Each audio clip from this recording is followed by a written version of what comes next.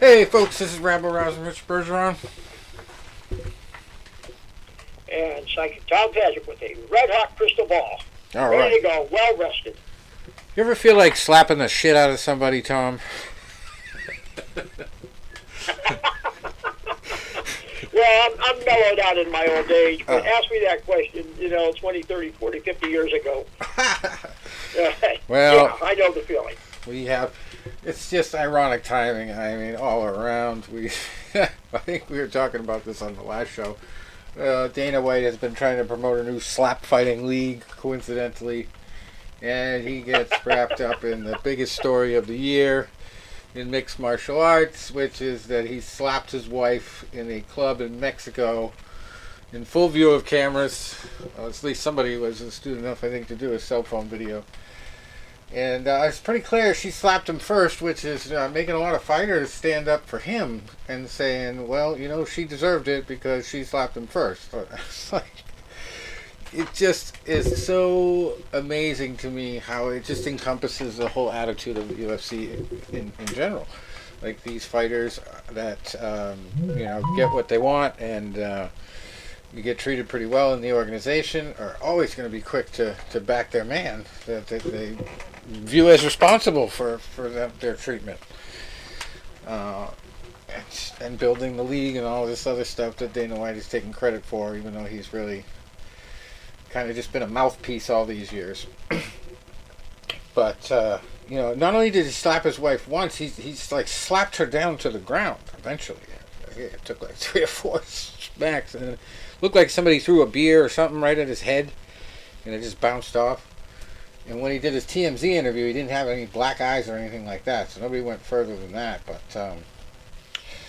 they basically both apologized for it, which is weird. You hardly ever hear the woman come out and apologize for something like that. But I guess, she slapped him too. I heard she slapped him. Yeah, that's what started it. Cause, I don't know how true that was. He went over and said something to her while she was like head and hands up against the railing, and he grabbed her wrist and she fucking wailed him. Yeah, so I've been seeing all these posts on Facebook, and I'm putting comments on there like, yep, Dana White and his wife will be coaches on the Ultimate Slap Fighter, and at the end of the year, they will slap fight again.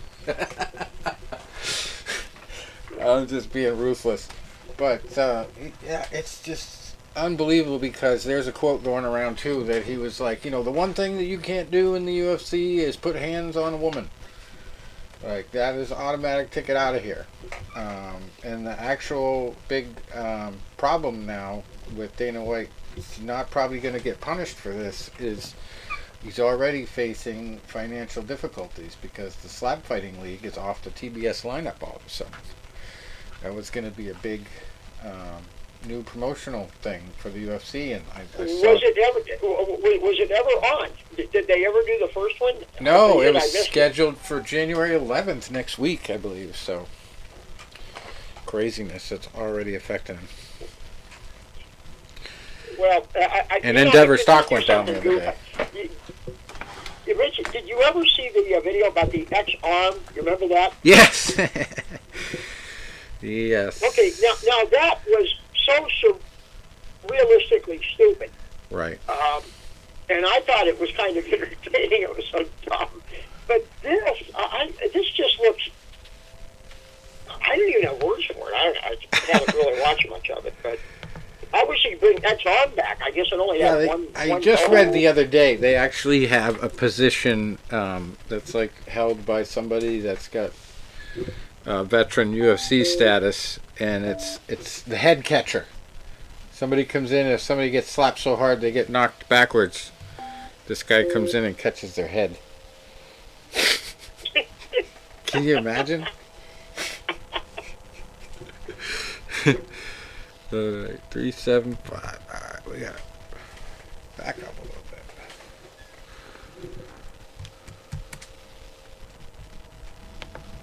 Hold on. Alright, I'm trying to connect to our guest. Let me do this again. Our guest is James Hergott. He's moving and shaking in the movie business. Just did his own movie. Oh, jeez. I messed that up again. All All That I Need, it's called. It's about a guy who basically did a Ponzi scheme. And he's got another endeavor called flat6movie.com.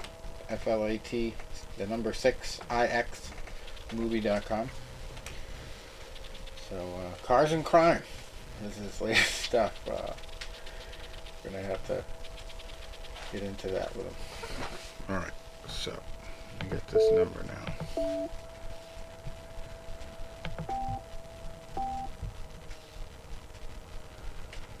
Jesus. This thing's so damn sensitive.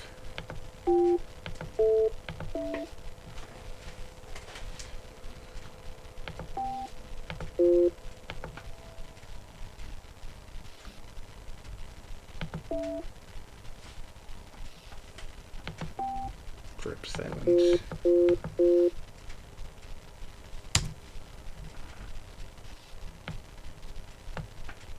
Alright, I guess that's not adding anybody.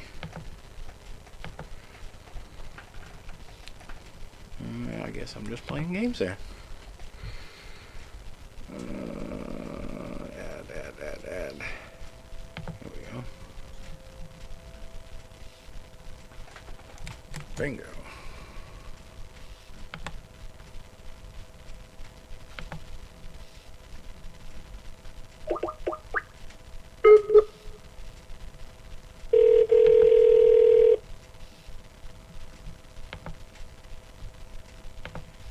Hey, Bob. James. What's up? James, how's it going? Good. How you doing? All right. I was just talking about the two big stories of the week in MMA, Phil Baroni and Dana White. Crazy. It's like we take a break from doing our show for a week. I didn't see about Baroni. Yeah. Oh, he supposedly murdered his girlfriend, his wife, or something like that. Mexico. Seriously. Oh my goodness. Yeah. Craziness. I'm sorry I called you wrong instead of that. I apologize. No, did that news just come out now? No, it was a couple days ago. Oh damn, I've been out of the loop, I guess. So I was just telling. Am I live? Like, is this part of the? Yep, we're on. Okay. Hope I didn't surprise you. Well, I'll tell you a story. It's relevant to that. So, let's just say several years ago there was this fighter, and I was out at the club with him and several other people, and he got into a fight. And they were on with that. We're getting a little bit of an echo on your end. We're getting a little bit of an echo from you. That might be me in my car. Let me put myself on mute. Oh, okay. That's Tony. Hey, so There you are. Yeah. With that? Much better. Yeah. Sounded like somebody's blinker was on. Okay. Yeah, so... Go ahead. You're talking about a fight in a club? Yeah, so I was with this fighter and got into a fight. There were several fighters in the club. This fighter got into a fight with another fighter, and it's usual crap. But I remember I was out front of the club later that night, and I was talking to the fighter's manager, and the manager was telling me that he's like, man, he's all like up on steroids right now, blah blah blah blah blah. And I said, isn't he going to be tested, like, whatever? And he's like, oh yeah, no, he'll pass. And sure enough, that fighter failed that test. So, just somewhat relevant to what you're saying. But anyway, no, that would be a crazy, unfortunate story if that's true. Yeah, apparently, like, his wife was found dead on the bed. He covered her up with a sheet, and it's a crazy story. I mean, the way it unfolded, basically, he's sitting there smoking weed and drinking beer, and he's long retired, and his girlfriend comes in, and they get into an argument because she tells him she's been sleeping with some other guy. So then he throws her in the shower, says he wants her to take a shower. Like, I don't know if she just told him that she just got back from the guy or what, but he wanted her to take a shower, so he threw her in the shower, and like she fell down and hit her head or whatever like that. He admitted this to the police. And then he brought her into the bedroom supposedly, and she asked for a beer, and when he went to get her a beer, she died. Crazy. Like, fact is stranger than fiction. But yeah, he's in a lot of trouble. And where did this take place? Somewhere in Mexico. Was this in Las Vegas? Mexico. Oh, in Mexico? Yeah. It was a bad weekend in Mexico. Wow. Dana White slapped his wife there. Oh. Like, bad shit going on down there. In addition to the... Well, it kind of reminds me of, have you guys ever heard of the Craig Titus story? No. Do you guys know about Craig Titus? He was a bodybuilder, somewhat kind of known bodybuilder, but it kind of reminds me, actually, I believe he was gonna fight Phil Baroni. Here's some irony for you. So yeah, Craig Titus was this bodybuilder guy. He had a short fuse. Ends up like killing his wife. Sorry. He and his wife kill this assistant that I don't know if he was having the affair with or whatever. It's kind of a long, convoluted story. You kind of have to see, but he ended up getting charged with murder, and this was in Vegas. But that guy was at one point in time calling for a fight with Phil Baroni, so you could have the murdering husband brawl. Yeah, right. Because he's still in prison. So. Oh. Yeah, I don't know if Phil's going to be able to get off with it being an accident.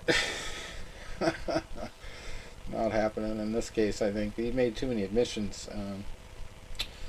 But yeah, they did show a picture of his hands, though, because they said she looked like she was been beaten.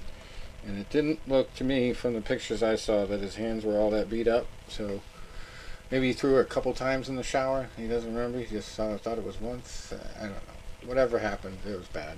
And it's not looking good for him. And the Dana White thing is pretty crazy too, but it came down to me listening to an old interview with Dana White's mother the other day to get the real scoop on that story. Oh yeah, I think I've seen that. So at the end of the interview, she says something about Dana White's father-in-law being in the Chicago mob. And I'm like, wait a second, how come that never registered to me at the time? So I looked it up, and this interview is going to be recorded, but I'm going to have a story out by the time it goes live on the website. So I'll just break it here. The guy that Dana White's married to this lady, Ann Stella, that got in a slap fight with him. He's been married for like 30 years or something like that. Since they were 12, she's known him. He said in an interview. Now, her father, or at least her grandfather, I'm not sure because now I know that there's a Robert F. Stella Jr. I'm pretty sure this was her father, though, was involved in the skimming at Stardust that was made famous in the movie Casino. Her father was the guy who managed the Stardust at the time and brought out the brown paper bag with the cash in it. And this is the guy that Dana White is letting his grandchildren hang out with, and and he was supposedly, when he died, all it has as an obituary is he was in the casino business. And if you look up Ann Stella, everywhere you look on Ann Stella and the big articles that are published about who she is and all this, it always says like that nobody knows what her parents do. Nobody knows where she was born. It even has her graduating from a high school in Maine when I'm pretty sure she graduated from Bishop Gorman in Vegas. I'm actually responsible for putting her yearbook picture out when I was doing the science thing. So, Never thought it would come back to needing it for this story. Crazy connections because Well, and then, Frank Fertitta was involved in that skimming too at another Yeah, and then- hotel. didn't the mother say something about like that they had an open marriage or something, or they were swingers?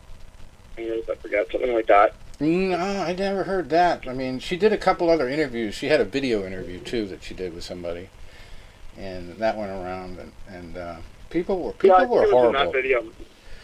And the crazy thing is, she actually got a copy of my book I sent her on how to represent yourself in court. And there was like one lady that she traced all these trolling posts to online that was just like viciously attacking her. And she was like a friend and assistant to Dana White, this lady. And so Dana White's mom sued the shit out of her in New Hampshire.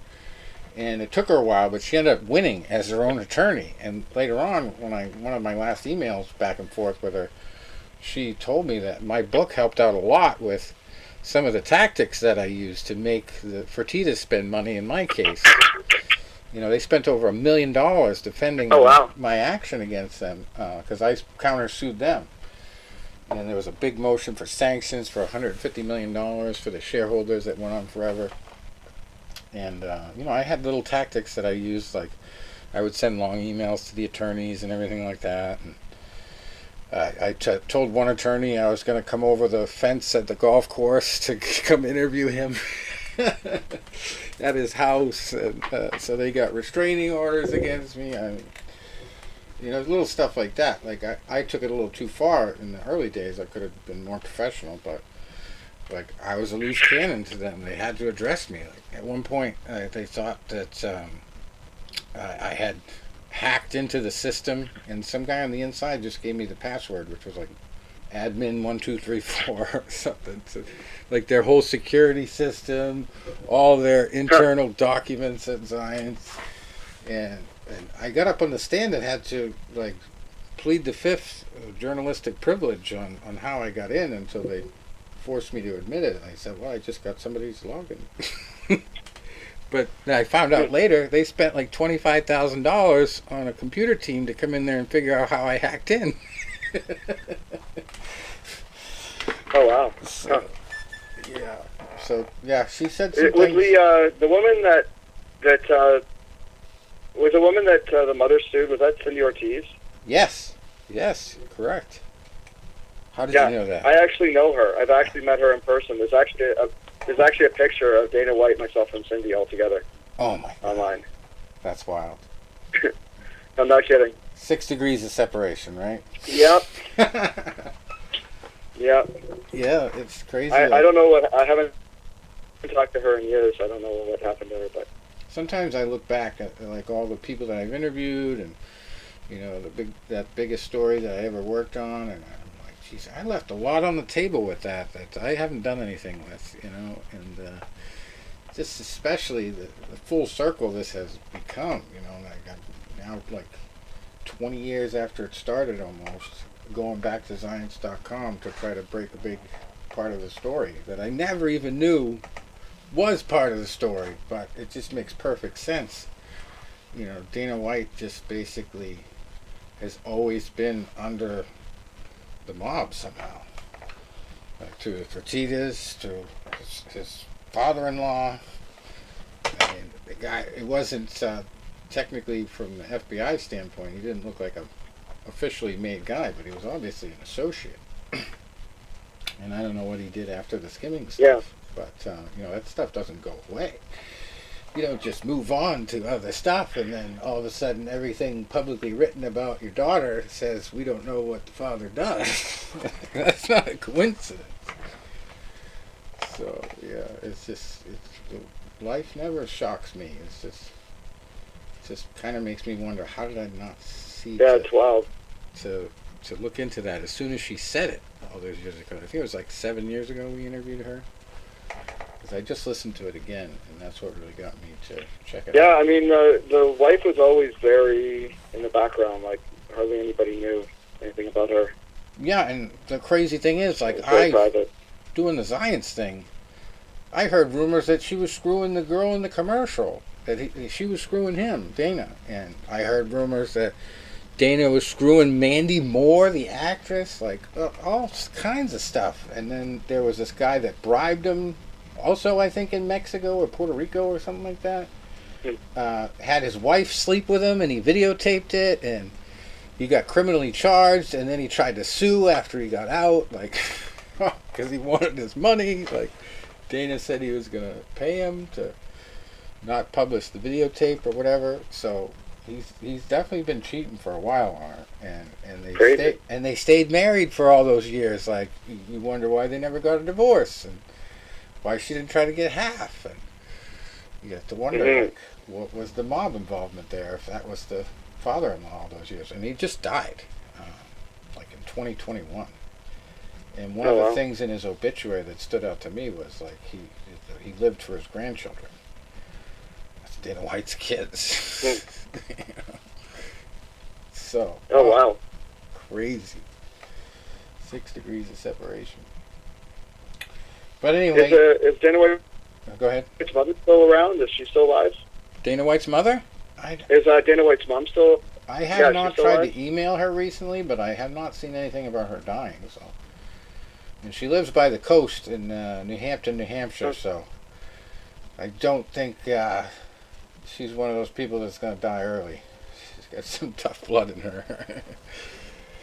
But I'll try to find that out before I do anything. But yeah, she's just 7 years ago in that interview, she mentioned something about Dana White's father-in-law being connected to the Chicago mob.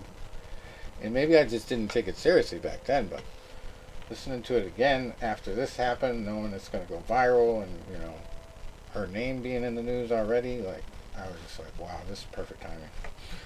It's too crazy. But you've got some true crime stuff to talk about. Well, it's shocking to do that in public. Yeah, definitely. You've got All That I Need here, this movie that I've done a little bit of research on myself. I haven't actually watched it. But I listened to a whole interview you did that you sent me with another podcaster. Oh, yeah, that's... who does it by video on YouTube. Yeah, that guy...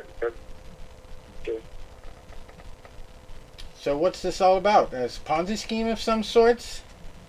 Small-time Bernie Madoff? This is my old movie. So there's the All I Need, and then I've got a new movie out I have a new movie that I'm working on as well. But the All I Need movie that came out about 20 years ago. I had that come out in 2004, and it's about a pyramid scheme, and it's based on a real story and a series of real stories. And I kind of shot it like a fake documentary, and kind of crazy. It has Quentin Tarantino's dad in it, and it's interesting because I had all these reviewers come out at the time and say that, you know, they thought it was impossible that people would fall for something like this, and this is before Madoff and all this stuff with the cryptocurrency and everything, and so in many ways it's kind of ahead of its time, and it's now released on Amazon Prime, and it's going to be released in several other platforms. So it's being distributed, and that's basically my first movie. So it's an old one, but a goodie. It's kind of rough shot in terms of like the footage and everything is, kind of shot in this very sort of handheld style, but it's interesting as well because back then that was sort of a crazy way to shoot something, but now a lot of documentaries and films are shot that way. So that's funny. And then I went on. When my sister got married, Matt Cox's podcast, I gave a little video camera of mine to my nephew, who was like 6, 7 at the time, maybe. And I told him to go around and ask everybody in the family if they had a message for Amy and Dave, my sister and her husband.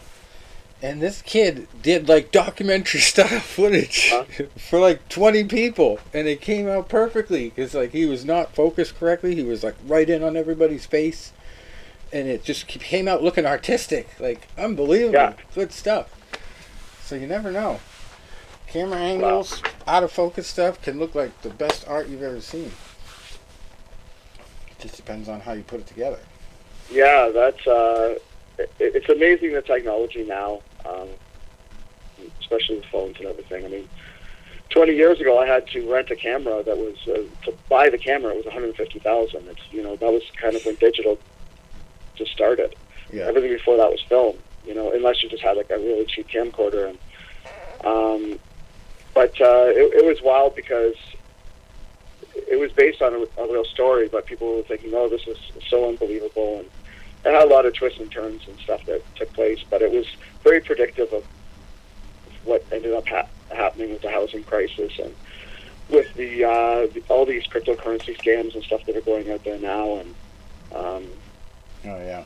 it's interesting how things go full circle, like you guys said. And I'm working on this project right now that's called Flat 6, and it's like basically it's a movie about like the sports car industry and the community and people that are involved in it, and following different storylines, because I'm filming it right now. So following all these storylines. We got this Ukrainian guy that he owns all these different Lamborghinis and McLarens and Porsches. And have you talked to the star of the month, Andrew Tate, yet? He's got the car collection. He was going. No, I don't know if he's available for comment. But, yeah. Well, he supposedly made it back to the UK. Last time I saw, he was in London. Oh, really? Okay. Yeah. So just get some interesting commentary. Well, I guess what happened over there. That's interesting. But so it's interesting though, because you have all this stuff in terms of like, I guess he was shooting X-rated material in this place or something. I don't know, but makes you wonder if that's kind of like how OnlyFans. the majority of the money was paid. That's one of the things he's obviously Okay. doing. Is he's got OnlyFans models that he's promoting and doing social media stuff with, and that's his side of the story from what I've heard. But it's been posed by other people that these people are there against their will, but they're obviously getting paid. So whether they got paid to shut up about it and it had gotten out to somebody, they maybe texted or something and they thought it was a bad thing. I don't know what happened, but it sounds like it's kind of been blown out of proportion, and the one thing that they're really genuinely after him for is money laundering. Which makes sense. Like, especially Right. in the days of Ozark. I mean, that's probably the #1 series on Netflix. Other than Tiger King. In the pandemic, I watched the shit out of it. I loved it, but I'd never had that understanding of money laundering until I watched it. I think a lot of people picked up on that right away and were like, "Oh, well, that makes a lot of sense." I'm dealing with a case right now, PlanBJustice.com, with a church evading taxes. So talk about money laundering. I'm sure there's some in there. They're actually named in the Pandora Papers, and it's like not even the Pandora Papers, it's a subsection of them called the Paradise Papers, because it's all churches and nonprofits and everything like that. Oh, the money system in this world. You talk about crypto and all that. Oh, like you could get lost in all the fraud going on. Well, it wouldn't surprise me if like a lot of the money that Andrew Tate has was actually from OnlyFans and stuff like that, and not sort of the other businesses. Here's a crazy statistic. I don't know how many millions, but the girl that was on Dr. Phil, she was like, "Cash me outside, cash me outside." It became like a meme and a viral video. Well, she's now known as Bad Baby, BHAD, Baby. I don't know how she spells baby, Right. but she has an OnlyFans profile that makes millions of dollars every year. She's now a multi-millionaire. It's crazy. Yeah. Absolutely crazy. I don't see it. But Yeah. I don't even think she was It's that wild. attractive then, unless I she got doubt some somebody would have. implants or something, but I don't know how it's done. But it's crazy how these people get to be superstars. I guess lightning in a bottle. Yeah. Well, it wouldn't surprise me if I don't think that somebody like Andrew Tate would have women enslaved. Like, that would just seem to be a crazy thing with how high profile he is, and Yeah. all the attention he gets. He seems like a smart guy, so that doesn't seem to make sense. But what do I know? I also would think that if you were in the limelight a lot, you probably wouldn't slap your wife in public either. So, there's a lot of things you wouldn't think people would do. So, who knows? Yeah, fact is stranger than fiction is probably the best lesson I ever got in creative writing. We had a teacher at Virginia Military Institute tell us that. And it was, I'll never forget his example. His example of how that is true is, he said, there was this group of kids in sixth grade or fifth or sixth grade in middle school, and they developed a sex ring, basically, where they were pimping out fellow classmates at like 12, 13 years old. And this prostitution ring, I guess it was, got busted. Little kids doing this, like back in the 90s. This was a true story. I was just like, wow, that's fucked up. I never looked it up or anything to see if it was talking about a real case, but it must have been. I mean, he was trying to send a message to us about, Yeah, that's well. A lot of people will read a book and be like, that can't happen, but, fact is stranger than fiction. Some of the shit you hear about in real life, you're just like, no, that couldn't have happened. But, there's proof. It's out there. You gotta look for it. Anyway, Well, even in the Elvine Eve movie, I played like the lead character that was kind of running the pyramid scheme, and I wasn't like a fast talker or anything like that. And then in some of the views that came out at the time, they were saying like that it was unbelievable that somebody that was actually doing this would be like a slick talker or whatever. And then I think about this guy that ran the FTX thing or whatever. He's like the opposite of like somebody you would think like it's not some polished guy in a suit that has some great Wolf of Wall Street talking experience or whatever. So it's kind of like, again, truth is stranger than fiction, and I don't think that guy was slick at all, and obviously ripped people off for billions or whatever it was. So yeah, I just read a story about some dude in Vegas who was trying to get people to believe he was like a life coach and a money coach, and they were mortgaging their homes off for this guy, and all he did was go to the casinos and gamble it. And they finally busted him. Oh, wild. Oh my God, he convinced people that he knew what it was all about, and he was going to give them a return on their investments, and he showed them all the sheets that said, this is what you have, and then people started asking for it. And he's like, oh, yeah, the South Point Casino has that. It's sad, but it's funny. Yeah, imagine if you had kept all that money and done something good with it. Yeah, unreal. But I guess you did have a system on how to get money from other people to use for yourself, so there must be some lesson there. Yeah, well, it's kind of an interesting connection to the Zions thing. The original guy that started all the shit at Zions was a chronic gambler. And then I found out later from his adopted brother that his father was a professional gambler. His real father. His adopted father was a doctor, Russell. So, the guy's name was Russell Pike. And, so it took me a long time to have conversations with the brother after, everybody changed their minds about my case. It was crazy. So when I started talking to him, and he started talking about them being adopted, and then he tells me the father was a professional gambler, and Russell supposedly thought he was an expert at pattern recognition. So he convinced people to give him money to gamble a lot, and he was always at the station casinos facilities when he was running Zions. And it got to the point where he was like an aggravation to the Fertittas because he was gambling so much. But he convinced himself. I think it was like his brother-in-law one day told me that they went on a trip, and he was actually sometimes very good when he was focused. And they won a Blazer at a casino in Illinois or something that he drove him to, just doing poker. So I don't know if he was thinking that he could count cards or what. Well, why do you guys think that? why do you think that the Fertitta brothers backed Dana White in that position anyway? Like, did they just need a front guy for the UFC, or did they think he had skill? Like, what do you think?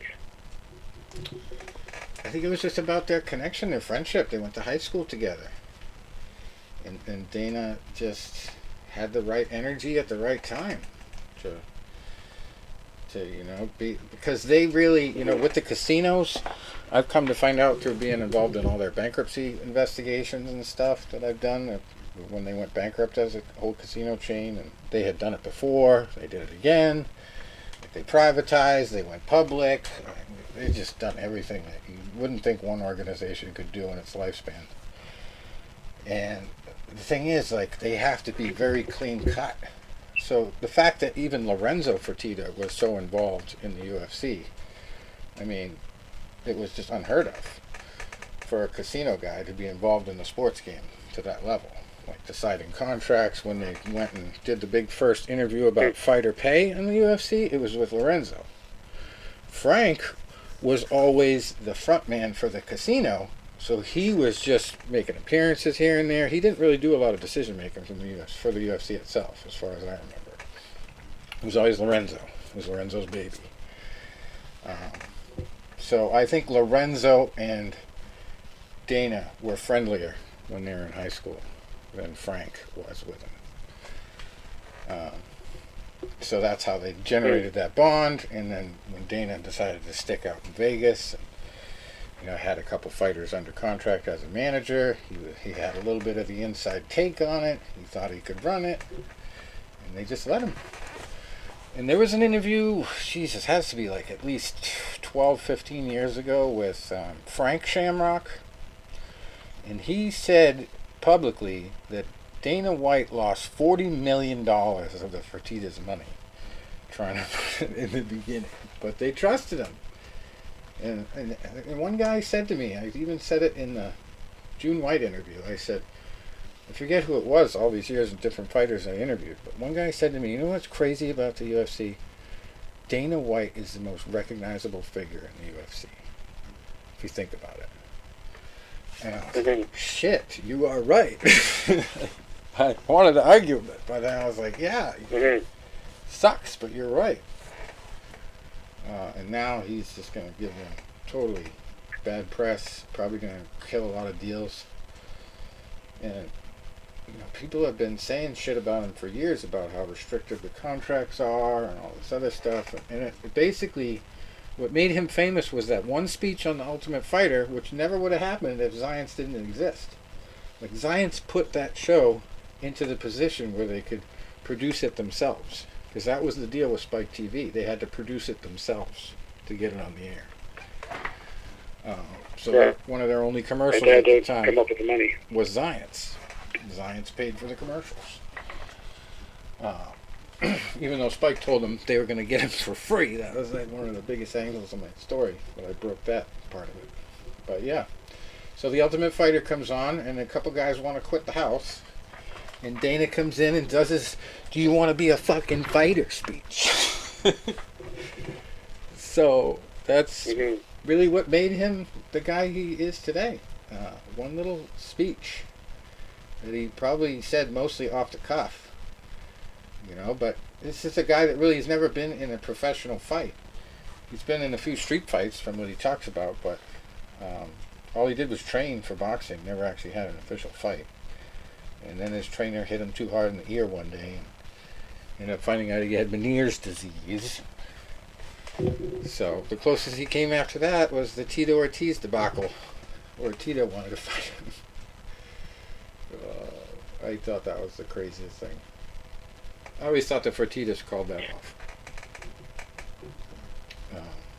I think so. Well, I met him around that time, and he had the boxing gym and everything in the basement. He was showing that to me and showing me. He had just gotten a Ferrari, so he was showing me that. But it wasn't the newest model. Like, it was a few years old at the time, and he, things.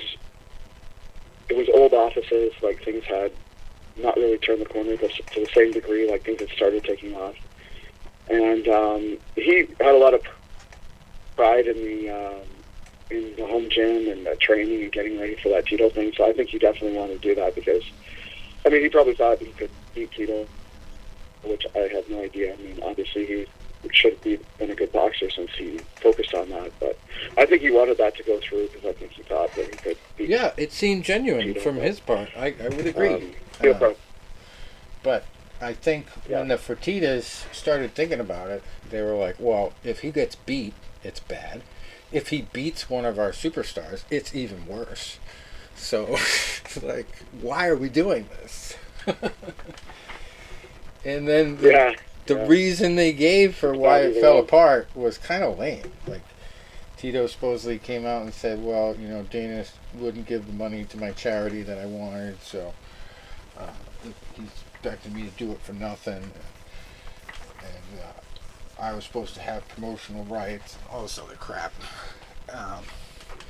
And it made it out like it was a contract dispute, which I just don't believe. I mean, if you've got a chance to beat up the guy that you absolutely hate and you put it out in public that you hate, you take it. I don't care what contracts are in place.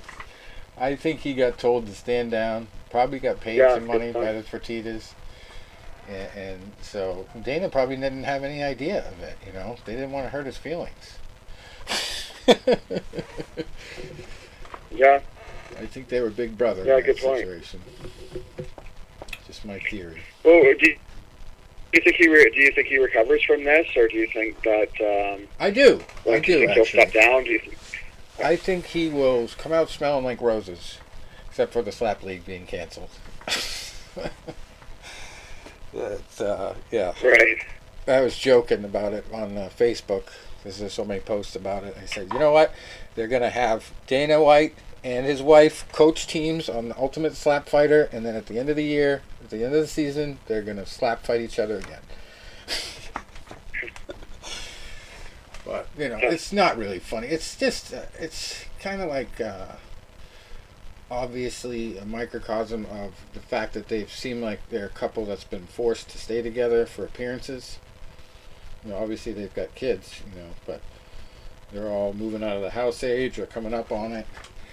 And I think one of them plays football in college already, so they're going to be pretty well established on their own. And it's like, you know, that's when these problems start to come out when you're in that kind of a situation.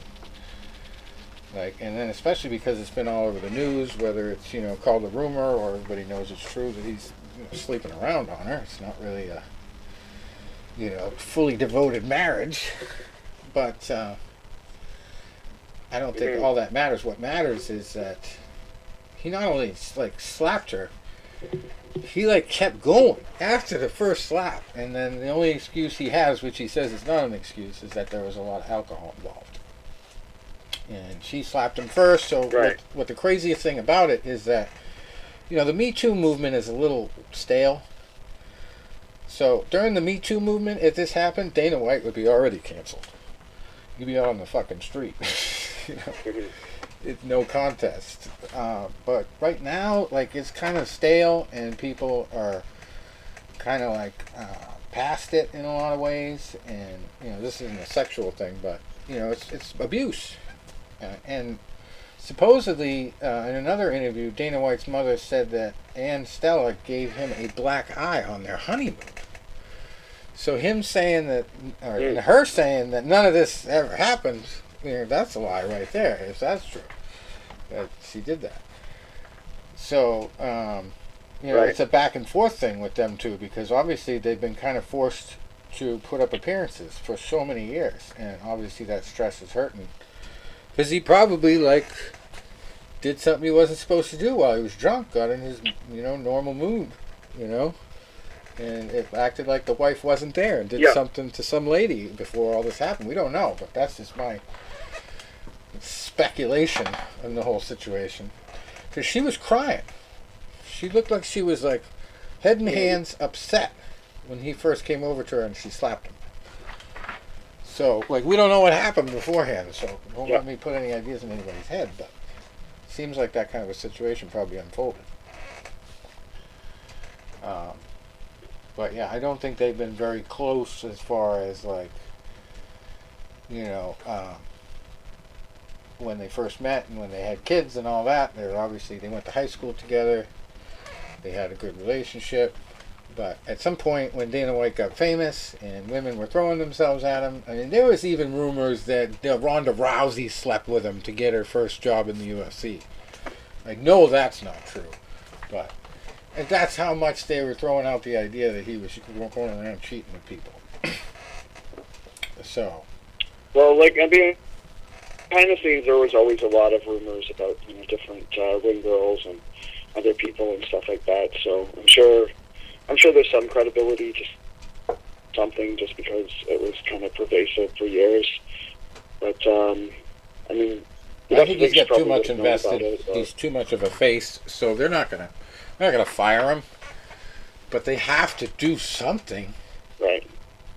Like, that's totally against the UFC's conduct policy. If he has to sign that, well, just like his fighters do, like, that's bad professional conduct. So you got to suspend him. You got to, demote him. Something. Well, I think if she hadn't hit him first, he'd be gone. But, like, I think if the video was just him hitting her, I think it'd already be done. Oh, yeah. That makes... But the fact that she hit him first is kind of what his saving grace is. There's people saying she should be charged. I don't know. That's kind of a reaction to all of the sort of woke stuff that's going on, though, because what happened now is like you have such a situation. Like I just heard the story today of this.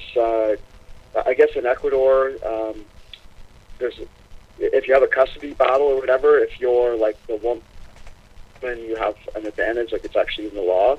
So there's a guy that just transitioned to a woman so he could win his custody case.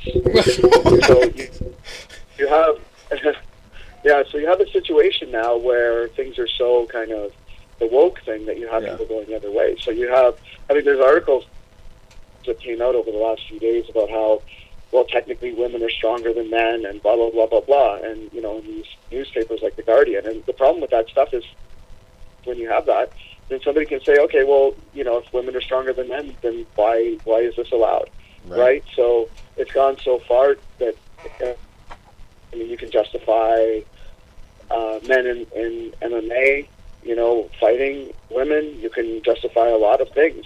So the problem with kind of denying the realities of biology is that at that point in time, then you have people that don't have a lot of sympathy for these situations because they say, well, she should be charged.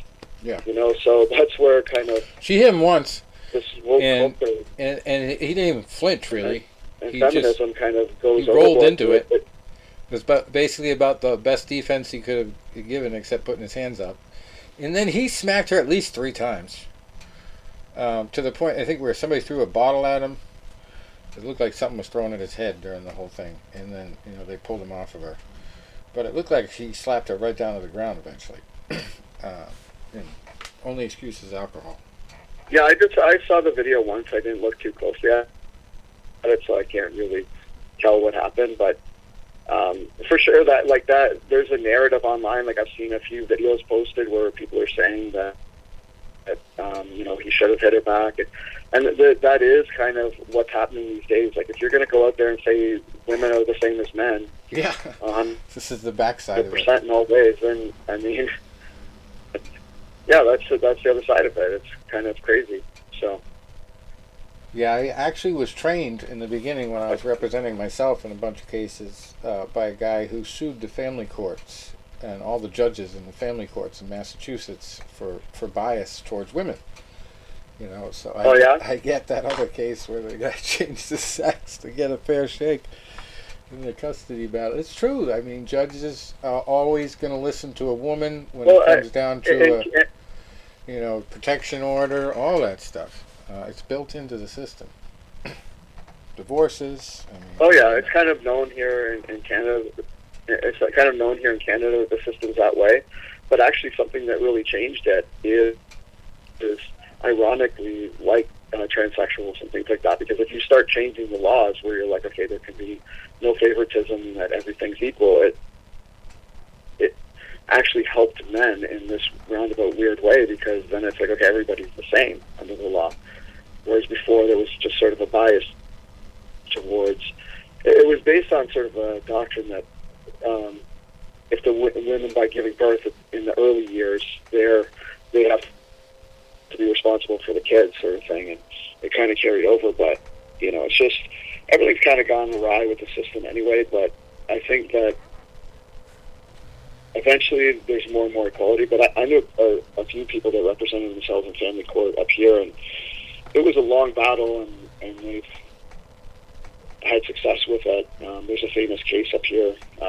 I don't know, it's different in Jame, I'm sure, but I don't know if you're aware of this, but it was like somebody who represented themselves, the same kind of thing. And like, it was a law, it went from this guy did not have custody at all to, by the end of it, he had full custody. Nice.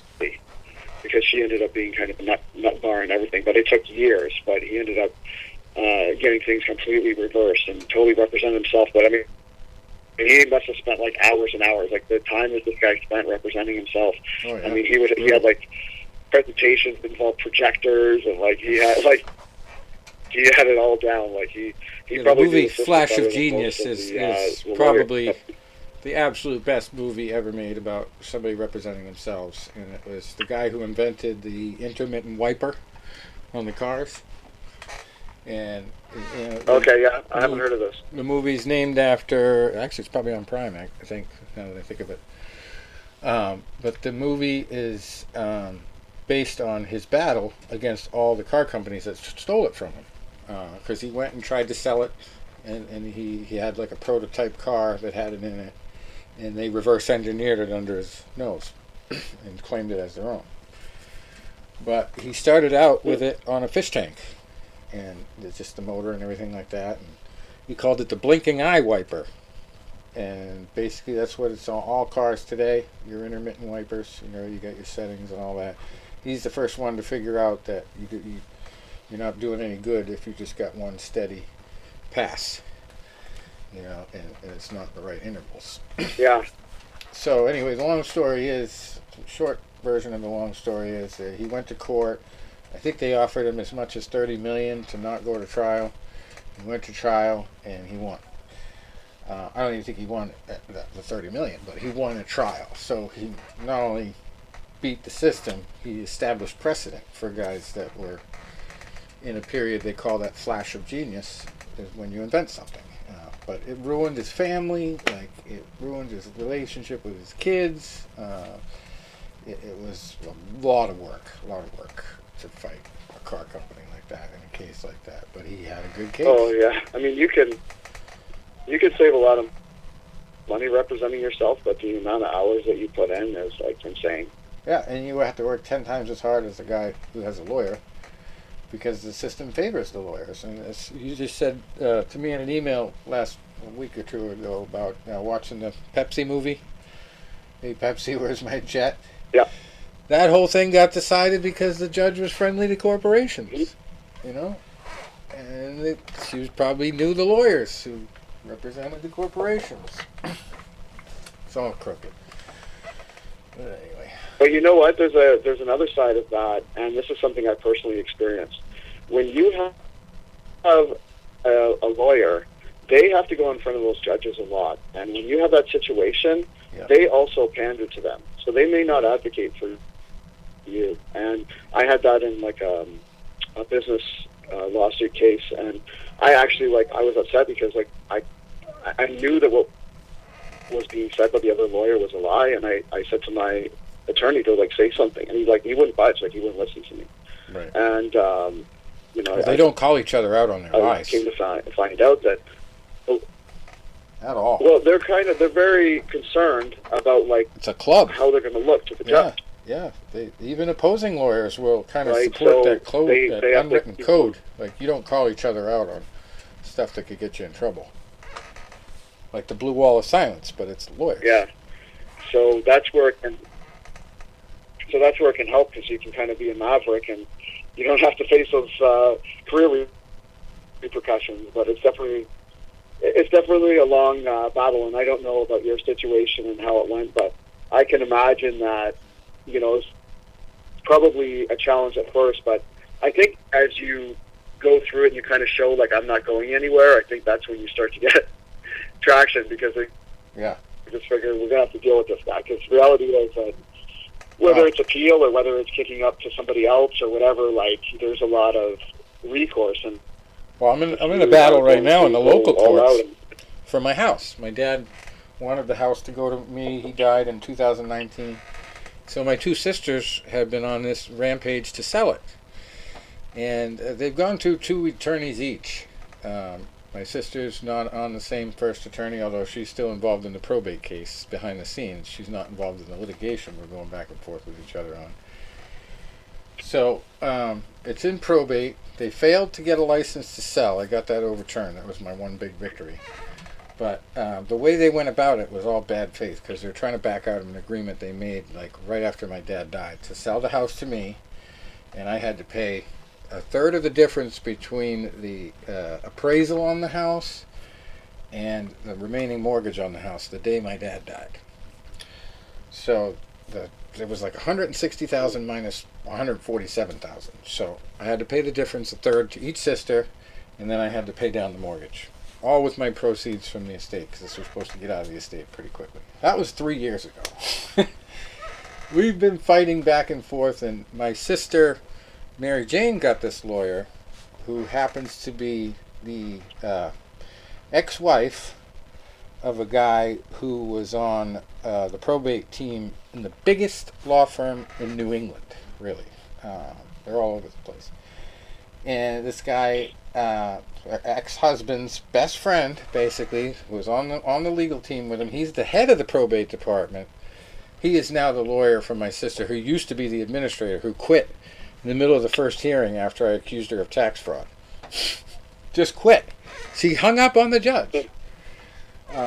So the guy that started the case is gone. He's off the case. He quit with her. Now she's got this big wig from this huge law firm coming in. And I find out that the judge is a newly minted judge, but he was one of the most powerful lawyers in the state, because he actually was the executive director of the Judicial Council. And that council provides all the funding for this group called CASA, which is nationwide, but in New Hampshire, they get all their money from the Judicial Council.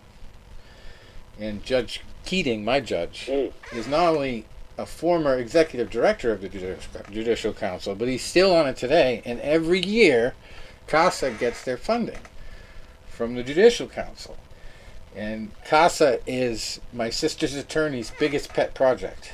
He's been the vice president. He's been the chair of it. He's always had some involvement with it over the past 10 years. So this judge has to disqualify himself. And he's been ruling since my sister's lawyer, she got the new lawyer, since that happened. He's been ruling everything for the attorneys. When before that, he ruled a couple things for me. Now it's like whatever the attorneys want, they get. So not only are they connected by the CASA situation, but I find out that my judge and the opposing attorney are both directors of the Bar Association of New Hampshire and something called the Bar Foundation, which is their charitable wing. So there's no way they haven't had contact over the years. No way. But I couldn't believe it when I started looking at the whole record of the case. Like, how does a guy who's a lawyer get leadership over the Judicial Council? Like, I understand if there's a lawyer on the Judicial Council for fairness or whatever, but how do you lead that as a lawyer? He must have been thought of as a pretty good dude. But in my case, he's just listening to lies. I mean, the guy basically flat out perjured himself, and he won't do anything about it. And he's listening to stuff from the attorneys when they're not even allowed to testify for their client. All these things that I've learned over the years are coming back to help me, because I want him to give me bad rulings that I can appeal at this point. Like, he thinks I can't appeal. That's what gives him all his power. But at the last hearing, I fucking ripped into him so badly. I cannot wait to get this recording. I'm going to send you a copy of it. But I just basically told him, you're trying to hold a scheduling conference when there's still an outstanding motion to dismiss, which I filed before all these attorneys filed theirs in my case that you already granted. And meanwhile, you haven't even held a hearing on mine. And he basically admitted that he had only opened that file that morning, and he wasn't aware of it, and I had to tell him exactly what was filed when. So I got him to basically self-confess to judicial conduct violations because he was unprepared for the hearing.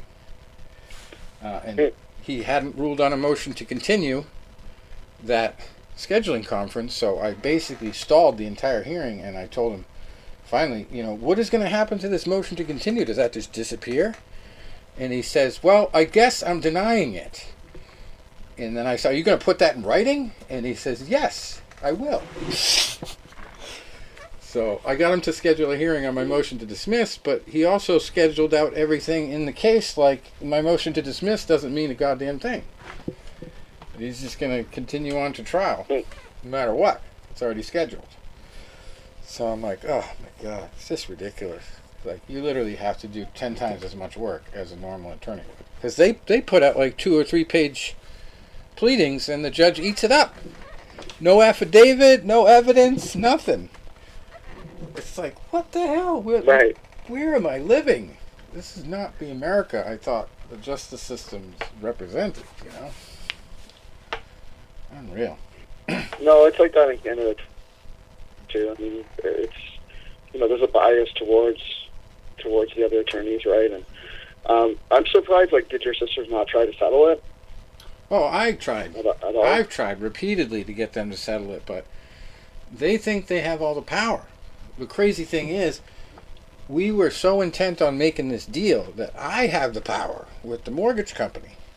I'm the successor in interest, they call it. They gave me that official status. So literally, until all this stuff gets worked out with the court, they can't make any slick moves to take it over. They can't do anything with their supposed 1/3 interest. I have as much ownership as the original mortgagors. So my parents, basically, when they mortgaged this house, I have as much legal right to this house as they did, as the original mortgage holders, under the law.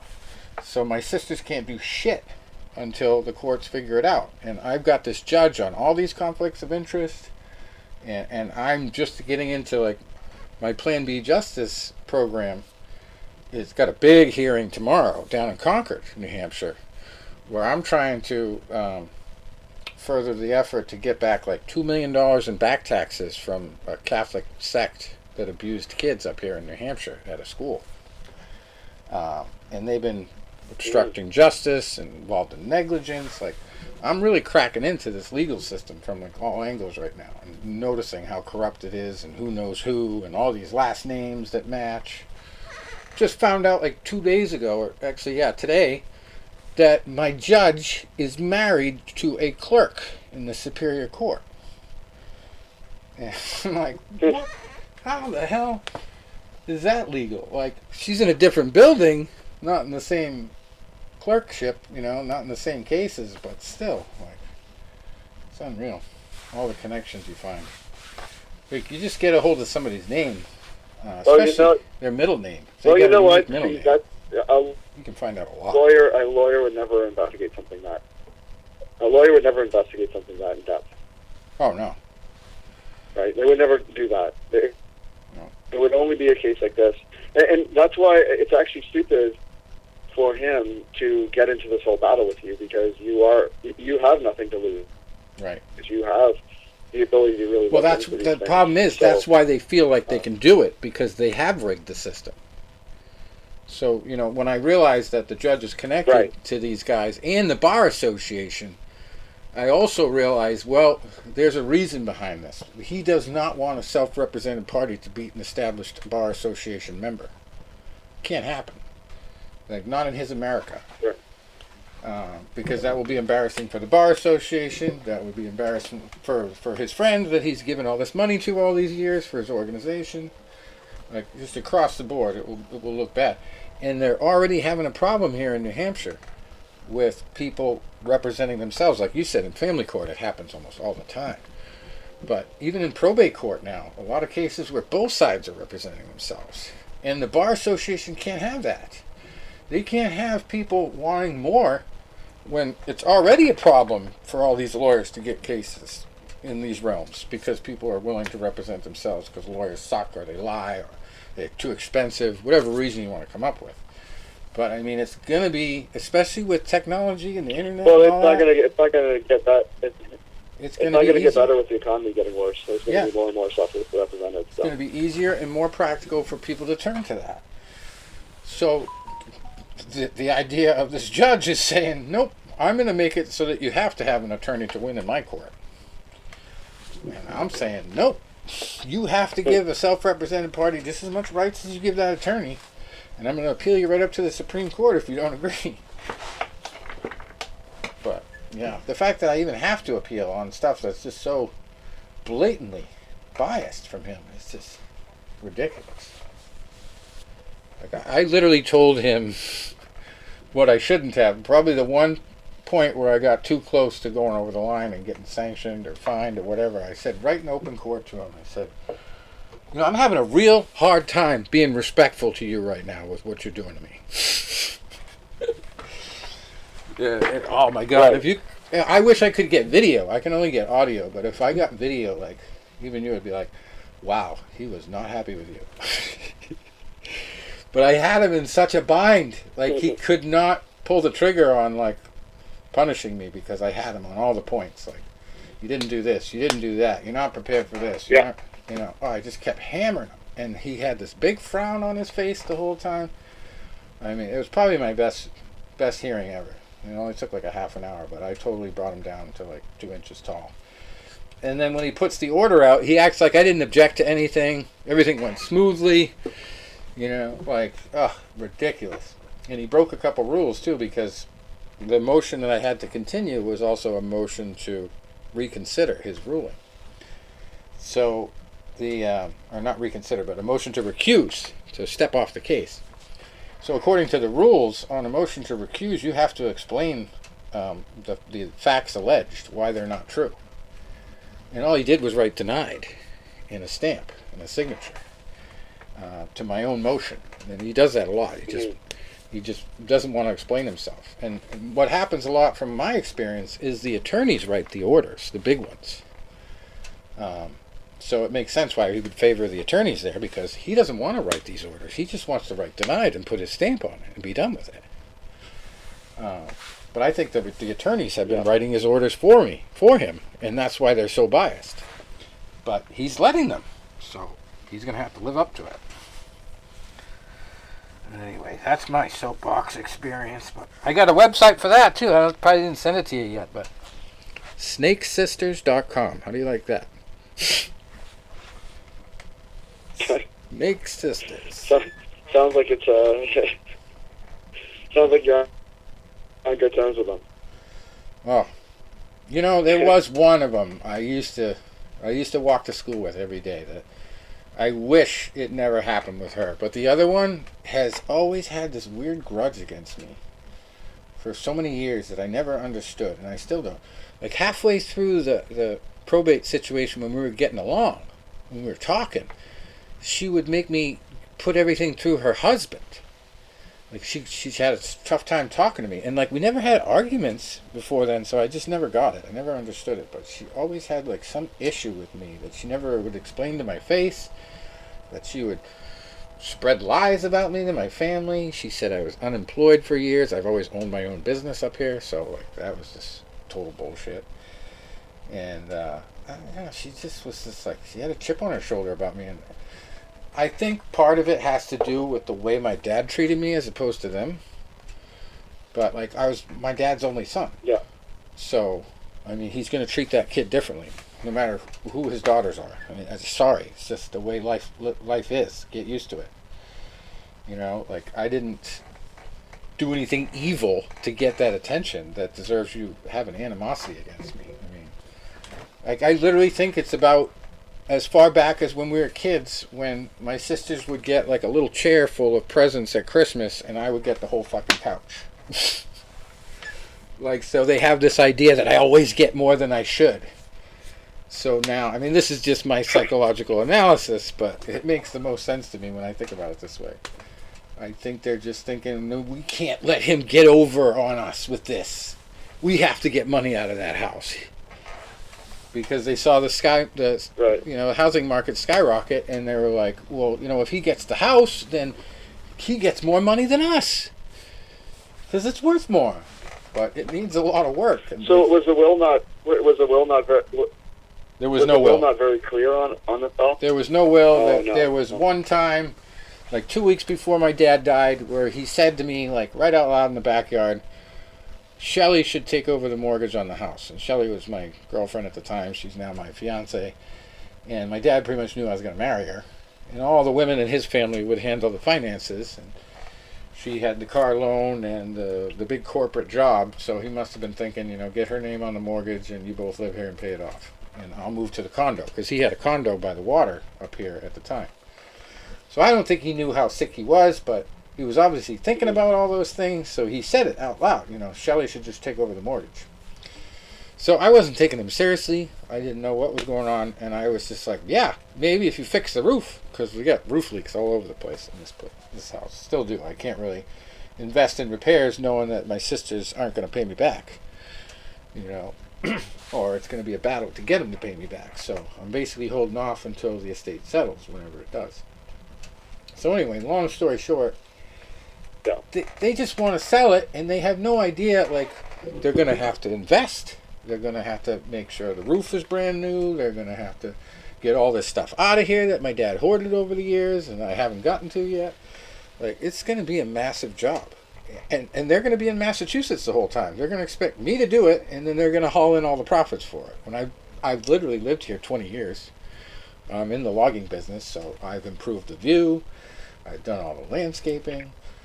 I've kept this place from blowing up from frozen pipes bursting all these last winters that we've been through since the thing got into the estate. So, I mean, it's just the little things I think that will add up to them not being able to get what they want out of this. But the latest thing they have is this little petition to partition, it's called down here. And it's basically either divide the property in 3, or you sell it and you divide the proceeds in 3. But they've already been denied on attempt to sale, and the judge put it in an order that they can't sell it without my consent. So they're going at this petition thing like that's their only goal, is to sell it. They don't want to divide it. They're not going to co-own with me. So they pigeonhole themselves into a sale when the judge has already said he won't sell it. So it doesn't make any sense to me why he's now scheduling a trial for something he already ordered couldn't happen. This is how backwards it is. So it blows my mind. But, then you find out, because you're willing to dig into the judge, because his decisions don't make sense, you find out there has to be a reason for it, and you find out the reason is because he's connected at the hip with this attorney, basically. Yeah, giving him millions of dollars for this organization. And then, one thing about the Me Too movement that I've come to find out is that a lot of the stuff that it created is bad for the justice system. Very bad, because you get to the point where they're almost encouraging people to make complaints, even when a complaint might not be there, because there's so much investment now in bringing all these cases out of the woodwork. Like, one of the packages for funding this organization got granted was like, you have to get the maximum amount of cases possible with this money.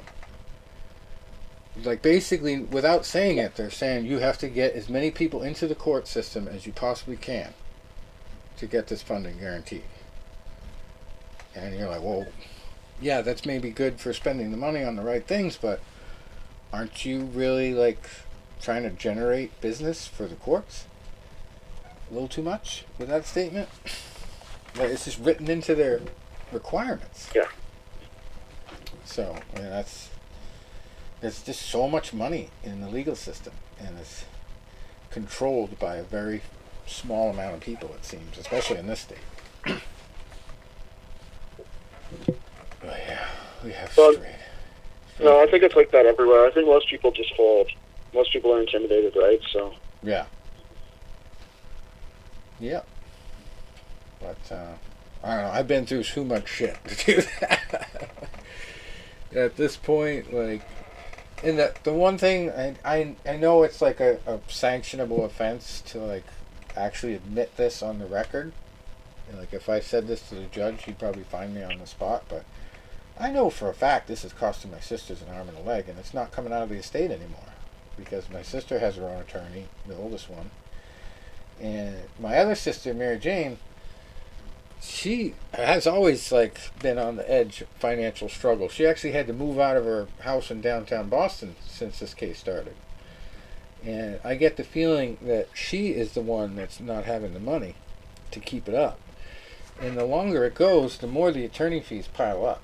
And they're not going to be at the point where they're going to wait for her to get the money out of the estate to get paid. At some point, they're just going to be like, this is ridiculous. You have to give us some money. We can't keep putting money into it. We're not getting anything out of it. So, just the same thing happened with the Fertittas. I mean, Oh, that's why I'm surprised they went into bankruptcy purposely to get away from all these claims and all this other shit. And then they just were spending too much money on the case, so they just got rid of it. They settled for $1 million with the trustee to get rid of all the stuff. And they just use good lawyers, basically.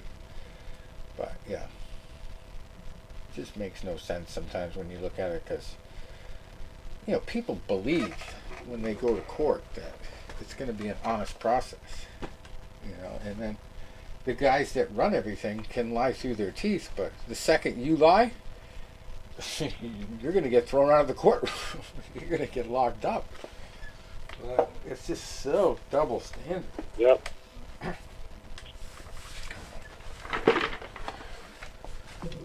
But let's talk a little bit about more what you got going on. I feel like I'm sucking all the air out of the room with all this stuff. I get wrapped up in it, but yeah, check out snakesisters.com if you want to hear more about that. There's going to be a big article coming on that too, because I haven't really put out there the connections between the judge and the lawyer. But, you know, it's just millions of dollars going back and forth between the two of them. Yeah, so, Go ahead. yeah, it's crazy. No, so I'm filming this movie right now called Flat Six, and it's spelled 6IX because that's sort of a thing that Drake made popular with Toronto. And I came to find out that the exotic car culture in Canada and in the Toronto area is second really only to LA in terms of the amount of McLarens and Porsches and all this stuff. And I thought it was a crazy phenomenon because you have these cars that are, you know, you can basically only use them half of the year. You know, obviously we have the winter up here just like you do there, and but they're just very popular. And then you have all these car clubs where people meet up and they'll all drive at the same time together on the highways, kind of like the bikers used to do. And they meet and network with each other, and so it just seemed like kind of an interesting environment. And then there's a whole aspect to it too, where you have these all these kind of wealthy people that own these cars, and a lot of them are from new money because the real estate business really took off up here, kind of like in the States, but even more so because we have so much immigration. So you have people flush with money, and they have all these cars, and immigrants from all different kinds of backgrounds, and you have what's called an allocation. And an allocation up here, well, it's all over, but basically you have where there's only so many vehicles available, especially with what's going on with the war in Ukraine. There's shortages on chips, and there's shortages on... Yeah, poor Ernie Bach got all his luxury cars sunk on a ship. There was a fire, big fire. Remember that? Yeah, that's a whole Luxury storyline that happened. And there's a whole boat that sunk that had like everything from Porsches to Bugattis on it, and it sunk, and that just even further hit demand. So, like I myself, I drive a 911 Porsche, and it's actually gone up in value the past 2 years. Like my stocks have gone down, but the car's value has gone up. Like it's the craziest kind of alternate universe that you could ever imagine, where you just have what used to be depreciating assets appreciating. And now the waiting list, like if you go up here and you want to buy a Porsche, you're going to be on the list for 2 to 3 years. And there's some speculation of it, if you're even going to get something after that. So you have all these kind of wealthy people trying to get a new car. So all the used car prices are through the roof, and then for the hot cars, there's sort of a fight for them. There's these long lineups. So you have people. Like I have a friend, Tim, who's one of the producers on the project. His name's Tim Sold. He's like Chinese and American, or sorry, Chinese Canadian. And he's successful with real estate, and he's like, well, he wanted a car called a GT3 RS, and he's like, what do I have to do to get this car? Yeah. And they gave him a list of like 4 or 5 cars that he has to buy just in order to qualify to buy this other car. So, and I'm talking these cars that he's buying are all like $100,000 or more. So he's got all these cars he's buying just to qualify. But the reason people are so insane for these cars is because by the time the car shows up, it's already $100,000. It's worth over $100,000 in the sticker value is because of the demand, if not more. So you could flip it and make a profit right away. Yeah. So I just thought this was kind of a crazy type circumstance, and so with my documentary experience, I wanted to sort of to start covering it, and it's been just kind of a wild journey. Yeah, if you think about it, And every I have this, episode of American one girl Greed, that's where they have to sell the guy's assets, he usually has a car collection. You know, every fraudster they've ever had on that show, they always had to sell off their car collection. But I don't know if you've seen. Yeah, and then what's also wild about it that I didn't realize until I got it. What's that? Have you ever seen on Netflix the series A Web of Make Believe, Death Lies in the Internet? It's called. I don't think I have. No. Oh, you've got to see that. I'll send you a link to it. But basically, as short as possible here on the story. But this guy was taught how to scam the IRS with these tax returns that were fake from dead people and everything like that by a guy who was an informant that was getting paid to suck people in by the IRS because of a violation that he had done. And he convinced them, hey, I can go to work for you and get you to trap people.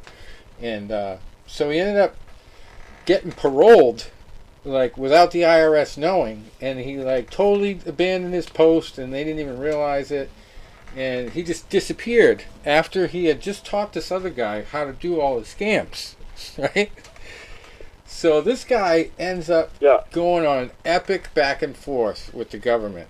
They're always trying to find him. They're trying to figure out what he's doing. They can't track him down. They finally get him. And he comes in and, talk about representing yourself. He figures out that the way they got him was with a device that would drive around town and suck in people's signals, which turns out is unconstitutional, search and seizure. So he got all his charges wiped out, and here's the kicker. He had stolen so much money and tried to launder it in gold coins and silver coins. So after all was said and done, after all the dust settled and he was acquitted and all that and let go, the government actually made enough money by selling his gold and silver where they were able to pay back all of his fraud. Every bit that he defrauded the government and the IRS. Can you imagine that? Oh, wow. Like, oh, it was such a good ending. And now he does, like, work teaching people how to get fraudsters and stuff like that. So he's kind of gone full circle. But what a story! A very smart guy. It's just sad that he used it for fraud for so many years. But man, when you listen to him talk and just tell the story, you're just like, wow, yeah, this is good stuff. It's like one of them sleeper hits on Netflix. It came up one day and I got into watching it. There's another part of it about swatting, which actually happened to a couple congressmen. The one, Marjorie Taylor Greene or whatever. She keeps getting swatted, which is when they call the SWAT team to your house. Somebody acts like they're in a closet. Yeah. Was being held at gunpoint or something. And the whole SWAT team comes to the house. And there's like a case where somebody died. The SWAT team killed the guy. because he didn't know what was going on when he came out on his porch. They shot him. Oh, wow. So yeah, that's where it comes, and the death lies in the internet. But yeah, that's a great series, and just the storytelling in it. The guy's name is Daniel Ringmaiden. How about a name for a movie? That's his real name. That it's really based on. But it's right up in the true crime thing. Fact is stranger than fiction, too. Oh. I'll have to check it out. So, yeah, I mean, I guess I should go now. I gotta put my daughter to sleep, but it's definitely gonna be an interesting project. I've been enlightened to all the different kind of, I guess you could say, eccentric people and different groups, just like you would think in a high school, how they have different cliques. You kind of have that with the car communities, like the Ferrari guys are different than the Lamborghini guys, are different than the Porsche guys. So it's pretty intricate how it goes. So it's been fun kind of capturing that environment, and just going as, learning as I go, and meeting all these individuals. Yeah, it's quite an interesting world. I never got into cars enough. Like, I wish I knew a lot more about repairs, but lately I've been having to do some of my own repairs on my own vehicles. And I'm not too bad at it, but I understand why it's frustrating for those guys. It's not easy doing your own work. Not easy, but it's very rewarding when you get it done. I'd go to YouTube University, and it definitely helps.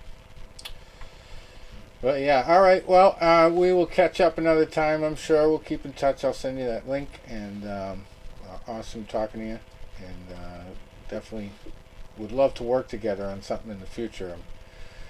I'm kind of wrapped up in what I got going on here in the state of New Hampshire, but someday the Zion story should be told on the big screen, and I've just been kind of sitting on a lot of stuff that could be world famous here if I put it to use. So. And I'm going to have to pay for this house if I do end up with it. So, yeah. Well, you've gone full circle with all these things. So yeah, I appreciate your time, Rich, and I think it's you got a good handle on things there. So I'm sure it'll work out for you. It just takes time. Right. All right. Well, tell people where to find you before you go. So check out the new project at flat6.com. So that it's got unique spelling. It's flat and then the letter 6 ixmovie.com, and the Instagram is flat letter 6 number 6 ixmovieofficial.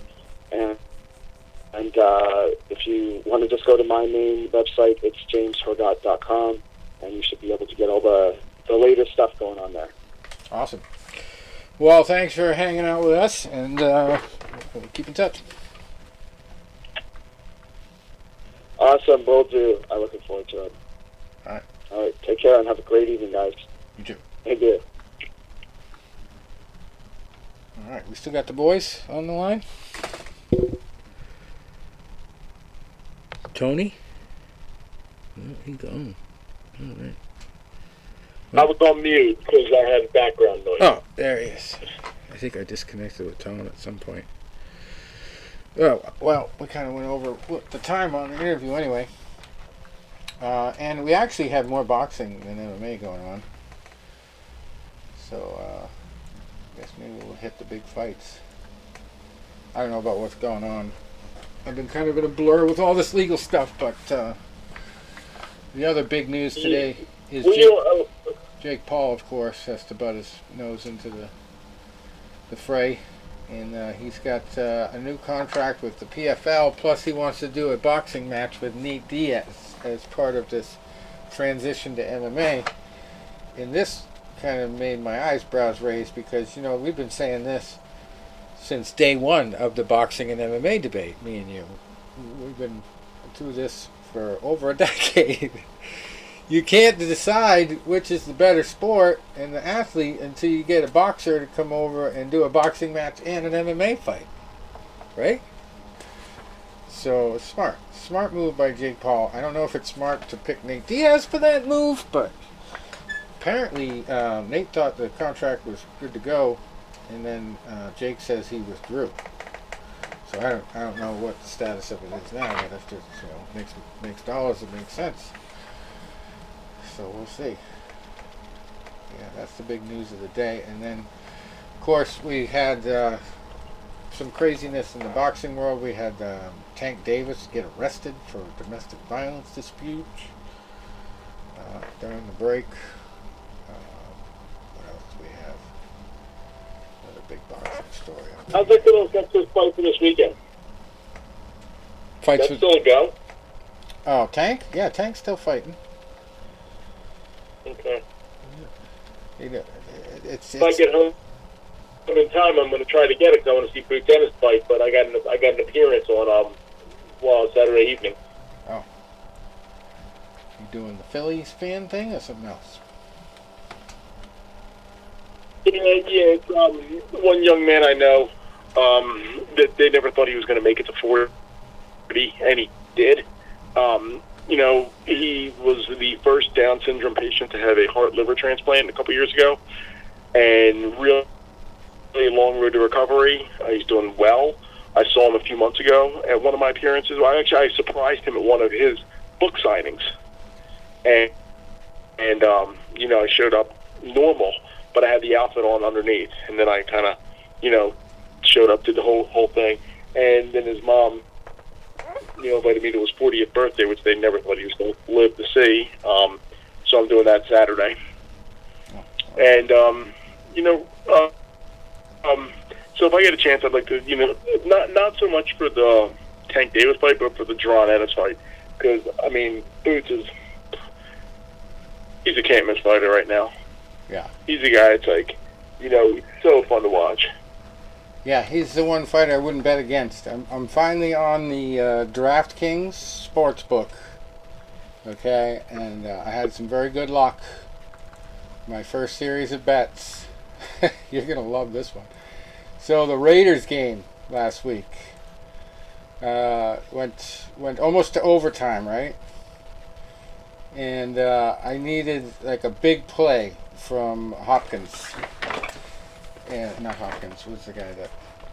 Devontae Adams, right? He needed 150 yards or something like that for me to get the parlay. And he gets it on the last drive. And then I needed, on top of that, Ayuk to get a certain amount of yards. Mm-hmm. And he got it on his last drive. Almost all of it that he needed. So I won like $155 or $159 on a $3 bet. It was ridiculous.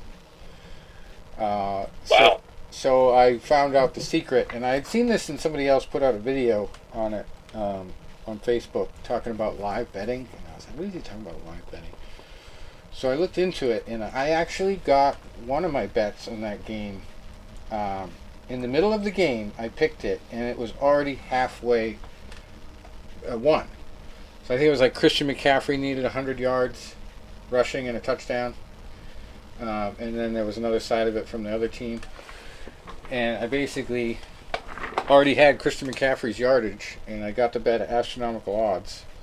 And I just needed the other guy to come through. And the other guy came through. And so those two bets alone won me like $171 or 100 and something.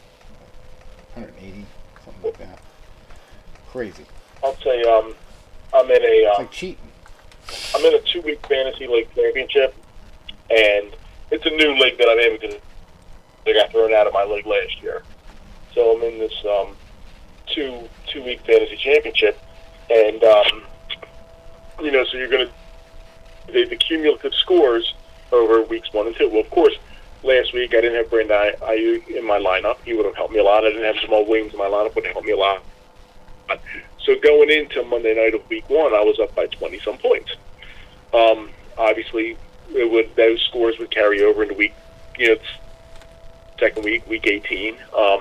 And then it was like the first round of the playoffs was a 2-week semifinal, and I was losing after week 1, and then I killed the guy in week 2, and I won. championship. So going into Monday night's game, I'm up by 20-some points. My opponent has 2 players from Cincinnati. Of course, we know what happened in Monday night's game. It's tremendously scary to watch on TV. Yeah, I because the can't guy believe basically you haven't died brought on the that up field. yet. It's crazy. I was gonna And you hear that how well he's doing now, and he's on the road to recovery. Wonderful to hear. Yeah. So, you don't know what's going to happen now, with this game. And the person I'm playing sends a league message out, and he goes, what happens because I have 2 players going Monday night, what happens with that game? And I reach out to the husband and wife. I reach out to both of them. I said, guys, listen. I said, I don't know what's going to happen in week 18, and I don't know if they're going to reschedule. I don't know what's going to happen right now. I said, but I'm ahead of you guys right now by 20-some points. And I don't know what's going to happen week 18, and I don't know what's going to happen with your Monday night game because it hadn't been determined at the time. But I said, I cannot win a championship like this. If it gets to the point where it's like, okay, Tony, you get a trophy for a year, that's fine. But when it's $700 for first place and $200 for second place, that's not fair. I wouldn't want that happening to me. Right. Where a tragic situation happens and it ends up costing. I said, you know what? Let's do this. I said, you guys are going to Clearwater just like I'm going to Clearwater. Let's take the $700 first place and the $200 second place, put it in, make it $900. We split down the middle. We each take $450, and then whoever gets the trophy at the end of the season, you get a trophy. It's like a bragging rights thing. Right. But I wouldn't feel right if I won because a guy died on the field. And they said, yeah, that's fair. I run a league myself where it's a weekly league, and I had 8 people in the running going into Monday night. 3 people had 13 wins in Cincy. There were 5 other people that had 12 wins in Buffalo. If Buffalo wins, they have 13 wins, and it goes to a points tiebreaker. And I said, well, how do I do this now? I said, well, I can't make a determination until they make a determination if we're going to replay the game, restart the game, cancel the game. Did you hear about I can't say anything. The player himself wrote to the doctors when he woke up? Did we win? Did we win the game? Yeah, did we win? What a gamer. God bless them. Yeah. So Crazy. I came out and said, listen, when they make a determination, if they decide to postpone or terminate this game, the people that had 13 wins, we're just going to have to split the money. And I haven't had, and I've talked to people that were in the running and people who weren't in the running, and I said, was my decision fair? And everybody said yes. Because if they would have said no, I would well, can you give me a better alternative? Right. I would have been a person that said, well, fuck you, it's my decision. Even though I could have. I said, was what I did fair? And everybody said, yes, what you did was fair to everybody. I had a guy in the league a couple years ago. He ended up missing the deadline the one year, and I was so happy to throw him out. Because the one year, before I knew you, Rich, I was on a vacation. And I said, look, this is before you had cell phones with internet. You had a flip phone for talk and text. That was it. And I said, listen, I'm going on vacation. I'm leaving on a Sunday. I am coming back on a Wednesday. And I won't be able to send out who's in the running on Monday night. And I won't be able to send out the standings until I get home. I do it every year. Well, I happen to get sick, and I ended up going to the hospital and having my appendix out. And I called my mom. I said, Mom, do me a favor. Here's my password. Log into my email and say, listen, Tony's in the hospital. He's having emergency surgery. He hopes to be home by Wednesday. He will send out all the information when he gets home. He apologizes for any inconvenience. Well, should I apologize that I had to get my appendix out? I don't think so, but I was. Yeah. Everybody was cool about it except this one guy. He was like, sends an email. He's like, what the fuck, dude? I need to know who's in the running. I'm like, are you kidding? Did you, first of all, read the email that I'm in the hospital? And second of all, I send you a spreadsheet of everybody's picks. Yeah. Start crossing teams out that didn't win. You should be able to tell. He's like, well, I had a good week, and I really want to know. You know what? Well, here's the thing. You're being a dick. And then, okay. So, a couple years later, he missed the deadline. Normally, other people, I'm like, yeah, I can get you in. No, fuck you. He would have bitched if he was going to run.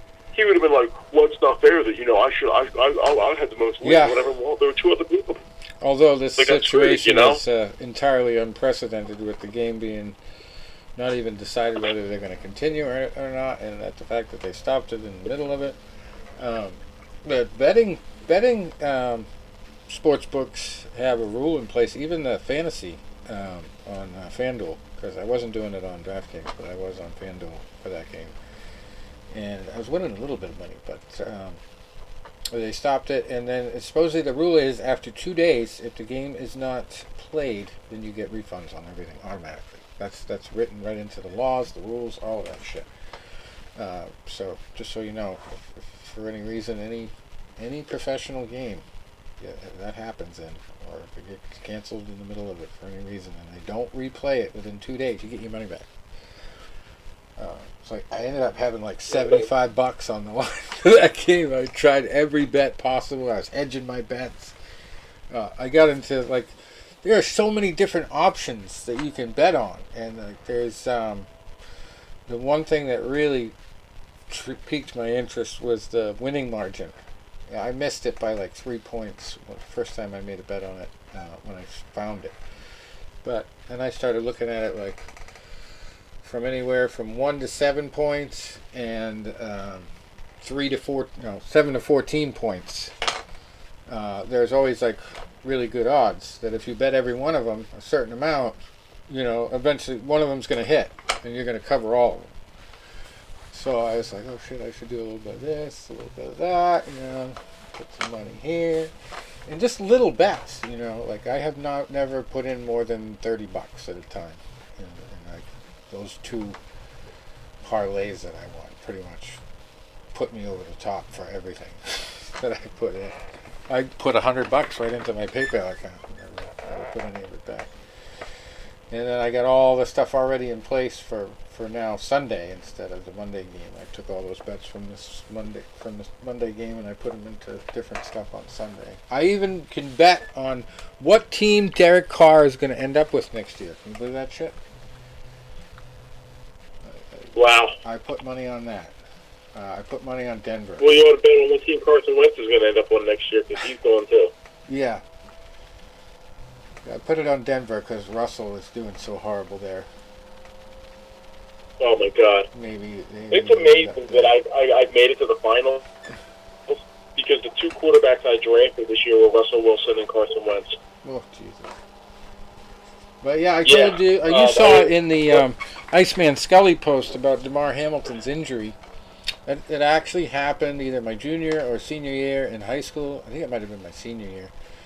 It's such a tragic situation. 16-year-old kid on the ice got hit right in the chest, stopped his heart, and he obviously didn't have the level of professional talent in the EMS that this guy had in Buffalo, well, in Cincinnati actually.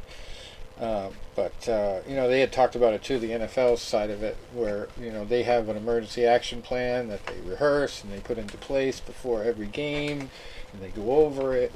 And when the doctors actually came out today and did their press conference, they talked about those guys at the stadium too that came from their facility, and those guys were actually involved in the guy's care throughout his recovery as well. So shout out to those guys who had the presence of mind on the field to figure out what was going on and make sure that his unconscious period was very short. Some people criticize the fact that he was on the field for so long and they didn't get him to the hospital. But I was saying to my girlfriend that night, like, you don't put the guy into the ambulance unless you've resuscitated him. I don't think they would do that. Right. So I think he's going to be all right. And it turned out to be exactly how it happened. They got him. They got his heartbeat back, and then they put him on the ambulance. But same thing happened to the kid at my school. He died from it.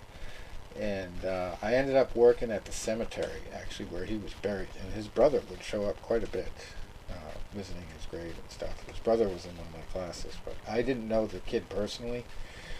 But I wrote a tribute to him in our yearbook because it was just that much of a thing that impacted all of us.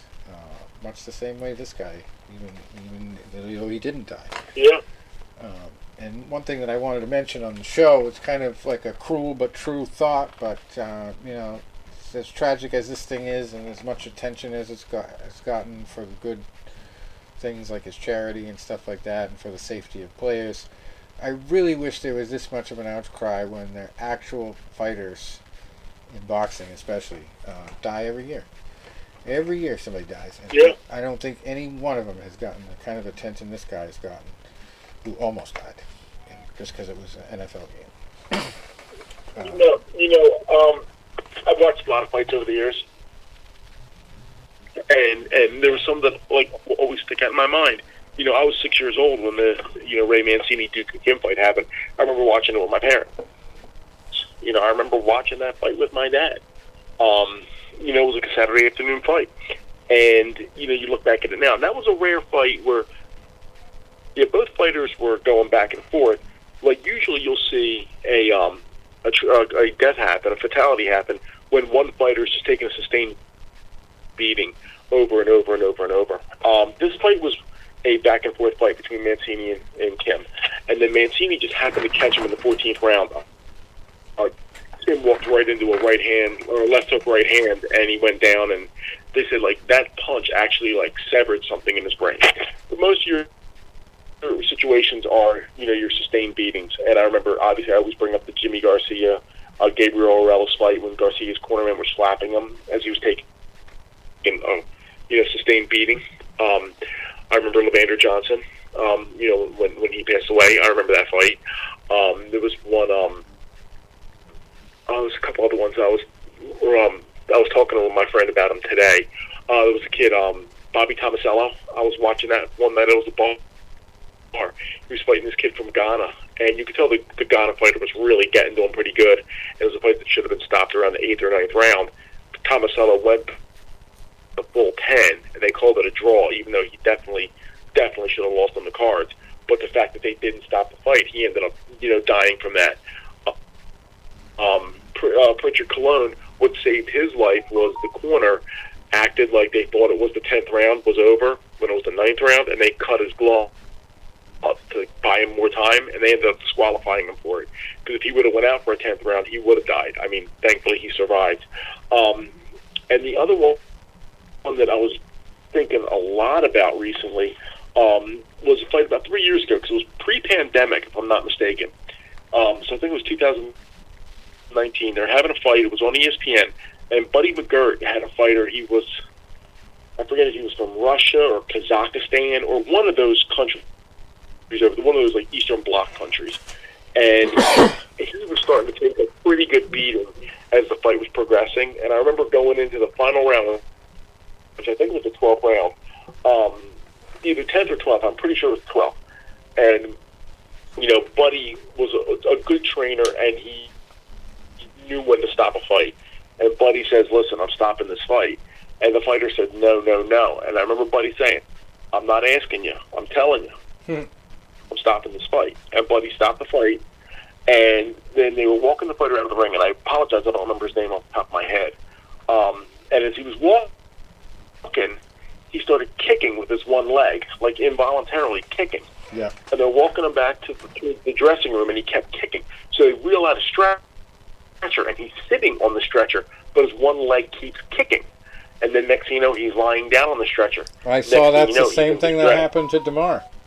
His leg was kicking. Yeah. And it reminded me of a story that some kid told when we were in elementary school about when his father had a heart attack, and he walked into the room while it was happening, and the guy was in a recliner, and his foot was kicking. So it reminded me of that. I was like, holy shit. It happens to everybody in that situation. They have involuntary movements. Yeah.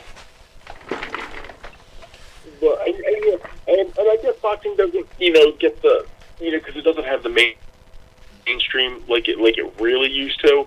Like, and when things like this happen, I mean, that is a good thing, because they've made a lot of advances, but you're still going to get it, because this is a sport where that happens. With football, you see more chronic traumatic brain injuries, where it's later in life. And I think there was a concussion aspect to that they downplayed too, because I don't think his situation would have been as urgent if, when he collapsed, he didn't hit his head like he did on the turf.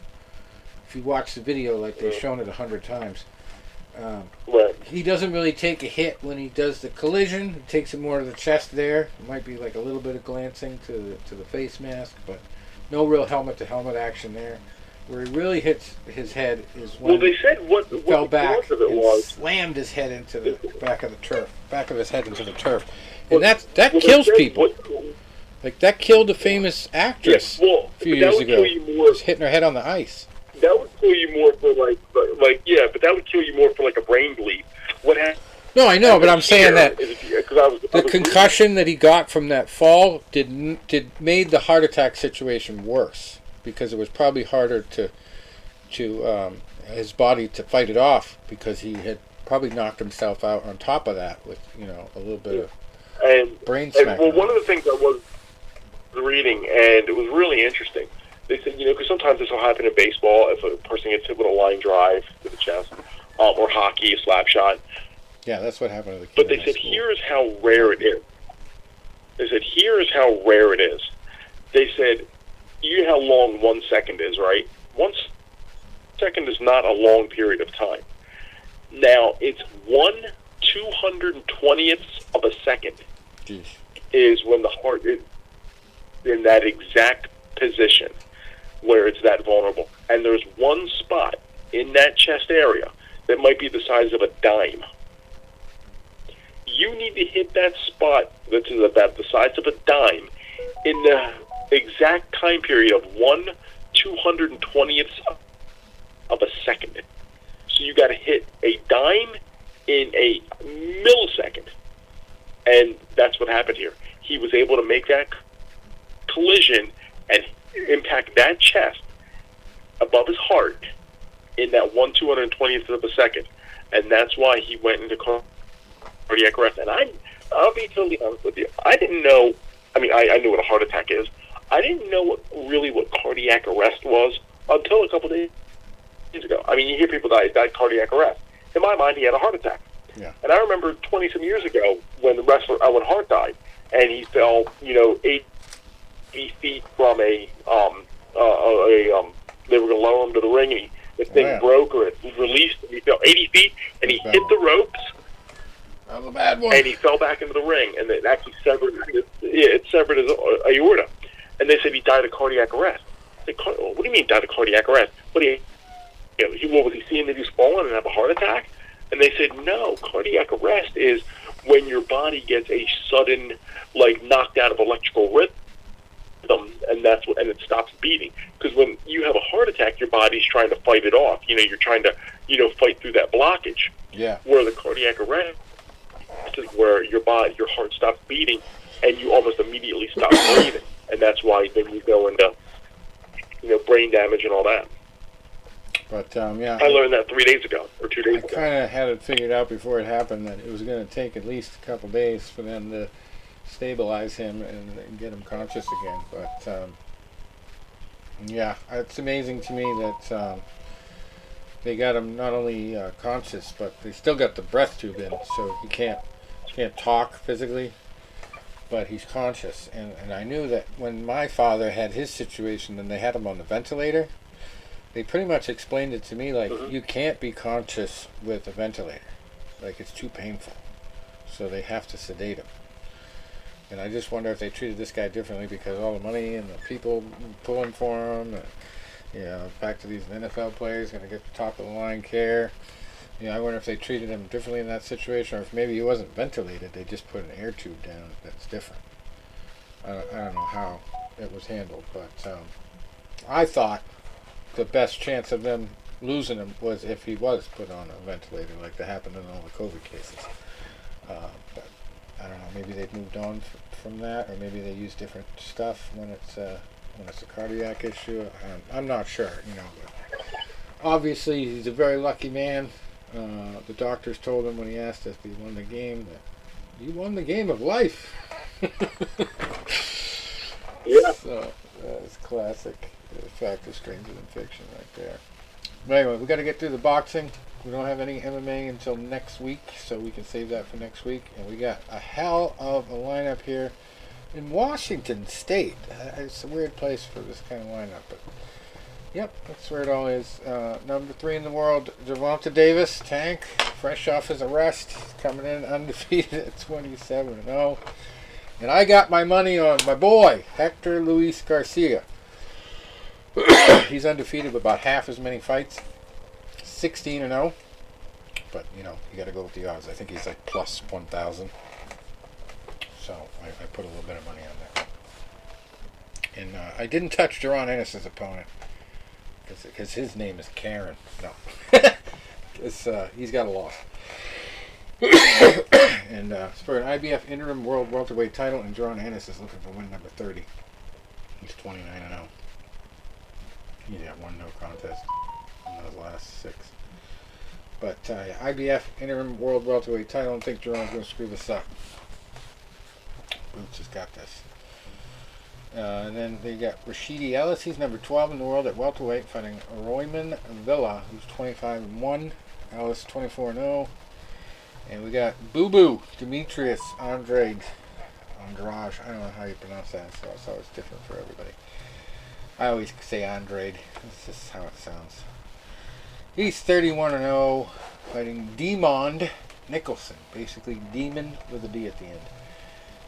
He is 26-4 with 1 draw. And then we got a guy that we've been following since the beginning of his career on Fight News Unlimited. I know I haven't posted there quite a bit. Left a lot of days empty. Well, I'm going to get back to it eventually. Vito Mielnicki Jr., literally since his first fight, since his amateur days, his father actually was sending us stuff from his own fight promotion, and then his son got involved in the game. He's now 13-1, facing Omar Rosales, who is 9-1-1 on this card, and got a sleeper series on this fight card. Way down at the bottom of the card, we got a couple brothers. Fighting in more ways than one. Lamont Peterson and Anthony Peterson. I don't know when the last time they were on a card together was, but they're on this card together. Not fighting anybody you've probably ever heard of, but Lamont, 35-5-1, fighting Michael Ogundo, who's 16-16, looking to start his career as an opponent here and go 16-17. I think he's got a shot in hell of beating Lamont. And then we got Anthony, who's actually... Hey, you got to start. Yeah, Anthony's actually ranked. He's 121 at super lightweight. He is 39-1-1. He's always been a little bit more talented than Lamont. But I think he's been consistently fighting, and I think Lamont actually semi-retired here until now. But anyway, no more fearsome an opponent for Anthony. He's fighting a guy named Raul Chirino, who is 21-16-0, and I bet his odds are astronomical if you could even bet on him. But I don't think he's listed in my sports book. Crazy. And that's the big card. That's really the only action this week. It's one of the only ones you can bet on. And, I got a couple of fights on there, a couple underdogs.